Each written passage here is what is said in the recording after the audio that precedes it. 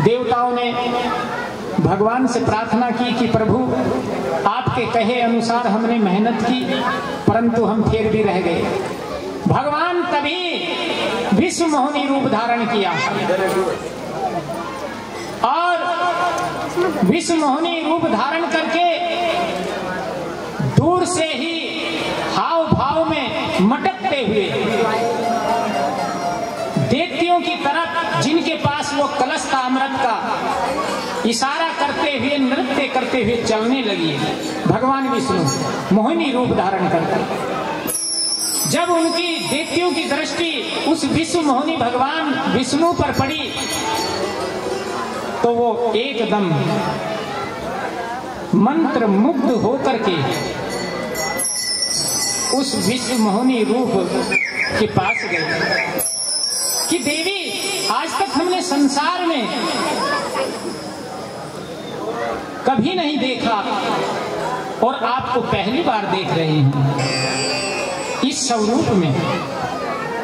हम चाहते हैं, हमने मिलकर के समुद्र मंथन किया है, आप इस अमृत कलश को लें और आप ही इसको हम सब में बांट दें। विष्णु भगवान विश्व मोहिनी रूप में उन दैत्यों से कहते हैं, अरे मैं तो एक उल्टा नारी हूं, पता नहीं कब मेरे अंदर कपट आ जाए, मैं किसे पिलाऊं किसे ना पिलाऊं, मेरा मन ठिकाने नहीं रहता। मैं तो एक उल्टा स्त्री हूं, उलट पुलट कुछ भी कर सकती हूं, तुम्हें अमृत नहीं भी दे सकती, जिसे नहीं देना उसे पिला सकती हूं। अब तुम भाई मेरे को कह रहे थे, ये तो अच्छी बात नहीं, देख लो कि नहीं देवी, आप चाहे जिसे पिलाना, हम सहमत हैं, क्योंकि वे उसके स्वरूप को देख करके मंत्र मुग्ध हो गए थे कि अमृत मिले या न मिले पर तुम हमें मिल जाओ। उनके मन में काम रूपता जागी हुई थी। विष्णु भगवान ने जब उलट पलट बातें कही, उन्होंने सारी मान ली, जो भी तुम कह रहे हम तैयार हैं, परंतु अमृत कलश तुम ही बांटोगी। देख लो, मैं उल्टा नारी कुछ भी कर सकती कि जो भी तुम करो हमें मंजूर है। तब दोनों की पंक्ति लगा दी, एक तरफ दैत्य एक तरफ देवता। भगवान विष्णु ने मोहिनी रूप से देवताओं को अमृत बांटना शुरू कर दिया। राहु यानी दैत्य था, इसने भी रूप बदलकर देवताओं की पंक्ति में बैठ गया। जब मोहिनी रूप से भगवान विष्णु अमृत पिला रहे थे देवताओं को, जब बैठ गए तो ये जैसे चंद्र ग्रहण होता, सूर्य ग्रहण, अमावस्या, पूर्णिमा, तो चंद्रमा और सूर्य ने इनको देख लिया।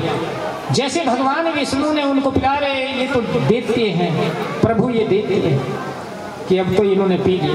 भगवान शिव ने उसका सुदर्शन चक्र से शीश काटा तो उसके दो हो गए, यानी केतु बन गया। राहु और केतु एक के दो बन गए, क्योंकि दो वो तो अमर हो गया, जितने टुकड़े करोगे उतने ही बनेंगे।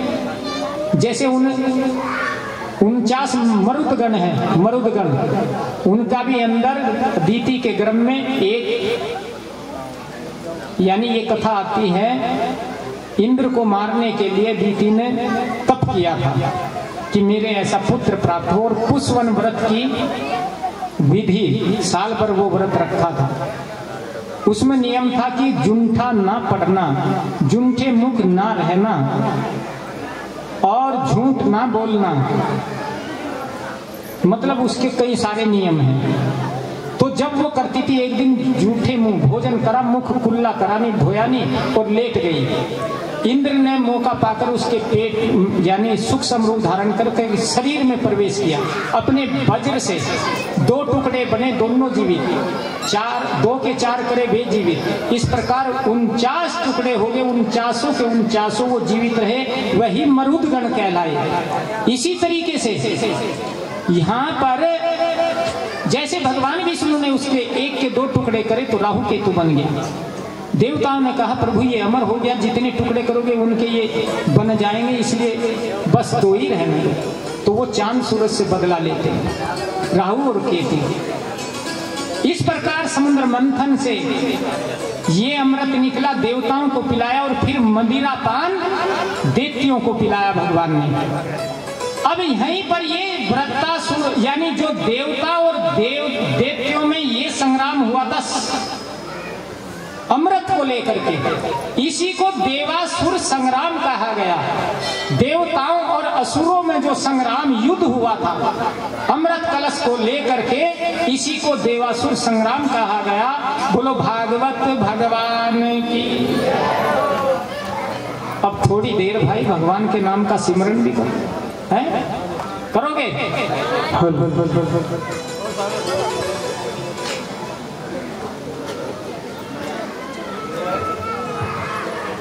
नाम का सिमरन भाई, भजन तो बहुत बढ़िया पर लंबा हो जाता है।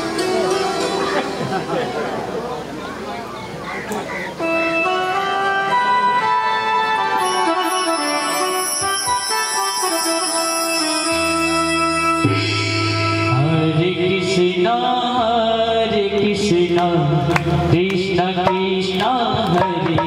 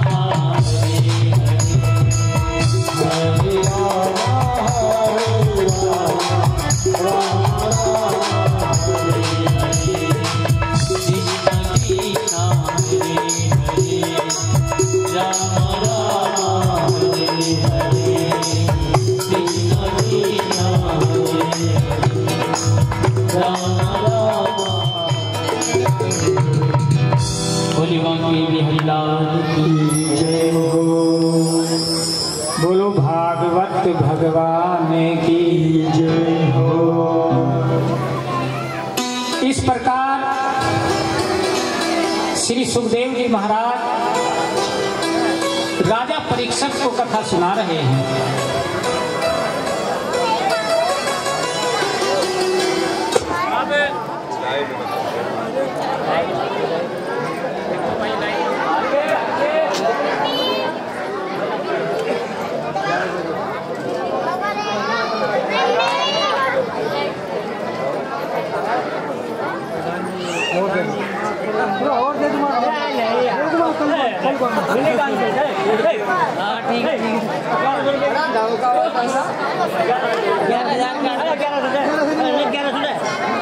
ना कोई बात है तेरी नहीं 500 ले 500 ले एक नहीं तो 500 ले लिया कतई भी 1100 रुपए 1100 मिलेगा और 1100 1100 कल को मिलेंगे, कल को 1100 मिलेंगे। ठीक है 1100 कल को। अगली प्रधानी वोट तो नहीं देंगे। रोज प्रधान ने बढ़ा रखे भाई, पहला बढ़ा रखे प्रधान। अब भी नहीं चलेंगे तो और कद को लेंगे इनसे।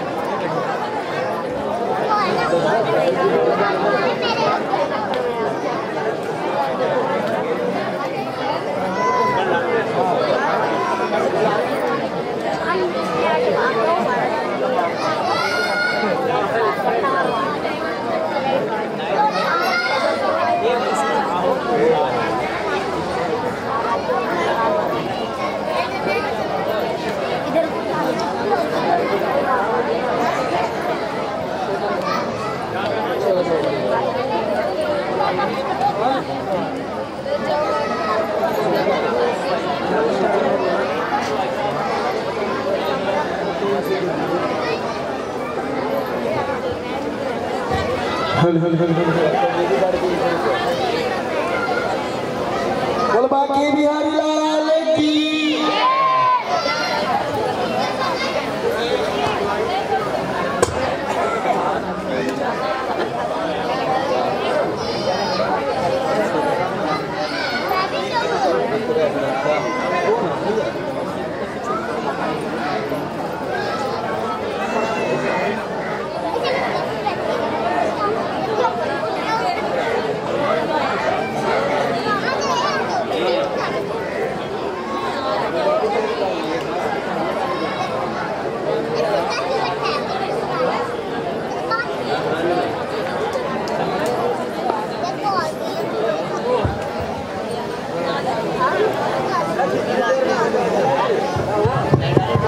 बोलो भागवत भगवान की।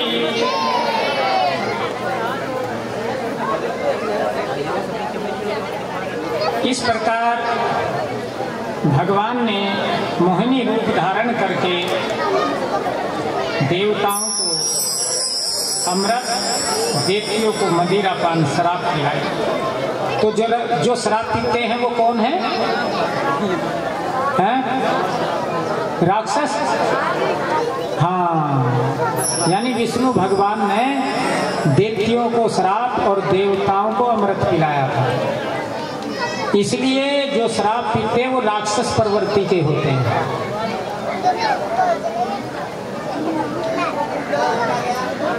और देवता मांस मदिरा का सेवन नहीं करते। तो यहाँ जितने बैठे ये अपने जीवन में अपनाना। अगर मांस मदिरा का सेवन करते हैं, मांस खाने से मांस नहीं बढ़ता है। अगर घर में मांस रखा हुआ एक रात बिता दियो, सुबह उसमें सड़न मच जाएगी, है ना, बदबू आने लगेगी। उसमें स्वाद जो आता, जो मसाला तुम डालते हैं ना, उसी से आता है। तेल मसाले में जब छोंकते होंगे,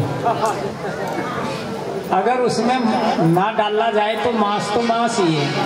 मांस खाए से ना तो बुद्धि के, केवल मांसाहारी लोग स्वाद के कारण मांस का भक्षण करते हैं, शराब का सेवन करते हैं।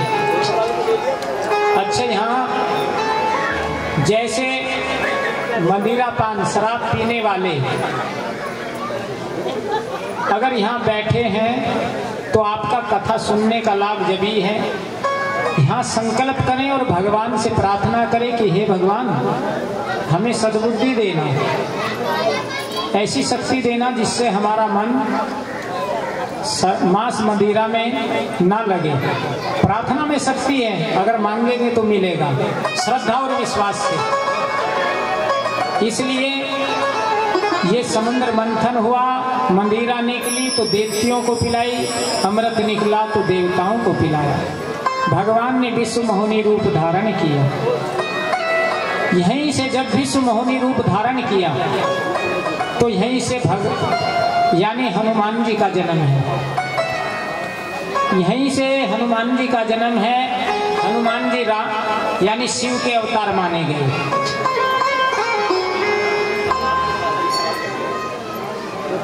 क्योंकि जब विश्व मोहिनी रूप धारण किया भगवान ने, तो भगवान शिव भी यानी मोहित होकर के विश्व मोहिनी रूप के पीछे जाते हैं। और जब वो जाते हैं तो भगवान विष्णु एकदम अंतर ध्यान हो जाते हैं, परंतु वो व्याकुलता से उनका पीछा, वो प्रकट हो रहे पीछा कर रहे, प्रकट हो रहे पीछा कर रहे हैं। इस तरीके से वो कामातुर होकर के बेचैन हो जाते हैं।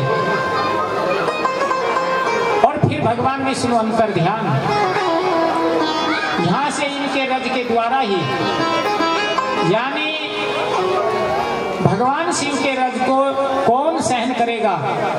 तो जहां पर हमने बताया था कि सुग्रीव जी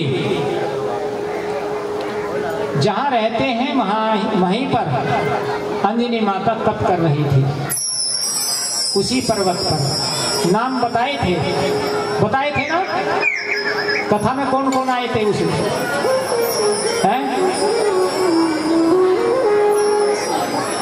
ध्यान नहीं रहा है। तो वह सप्तऋषि आए और सप्तऋषियों के द्वारा अंजना के पास जाया गया और वह तप कर रही थी। सप्तऋषियों ने कहा, किस नाम का तप कर रही हो? कि मैंने किसी से नाम नहीं, मैं तो सिमरन कर रही है भगवान का ध्यान। तब उन्होंने कहा कि हम तेरे को गुरु मंत्र देते हैं। उसके द्वारा कान में मंत्र फूंका और वह रज उसको यानी कान के द्वारा अंदर प्रवेश किया। उसी से हनुमान जी का जन्म है। बोलो राम भक्त हनुमान की। इस प्रकार यहाँ दो अवतार होते हैं। तो आज उन्होंने जैसे ये झांकी दिखा रहे तो वामन का अवतार। अब वामन का अवतार यानी राजा बलि। राजा बलि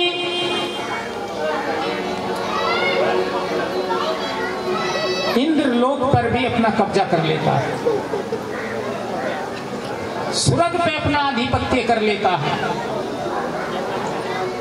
देवता फिर भगवान की शरण जाते हैं कि प्रभु रक्षा करो, रक्षा करो, रक्षा करो। तब भगवान विष्णु ने कहा कि समय आने पर हम आपकी रक्षा करेंगे, जाओ। बलि ने 99 अश्वमेघ यज्ञ किए, तब तो करता ही था क्योंकि भक्ति में शक्ति है। उस तप के कारण ही राजा बलि अजय था उस समय, देवता उसका कुछ नहीं बिगाड़ सकते। तब समय आने पर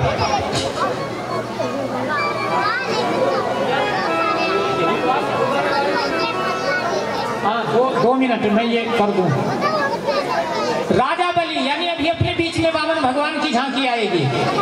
राजा बलि ने जब ये अत्याचार शुरू कर दिए, देवता विष्णु भगवान की शरण गए, तब भगवान ने कहा कि समय आने पर हम आएंगे और आपका राज्य वापस दिलाएंगे। तो भगवान ने दीति के यहाँ वामन भगवान के रूप में अवतार लिया।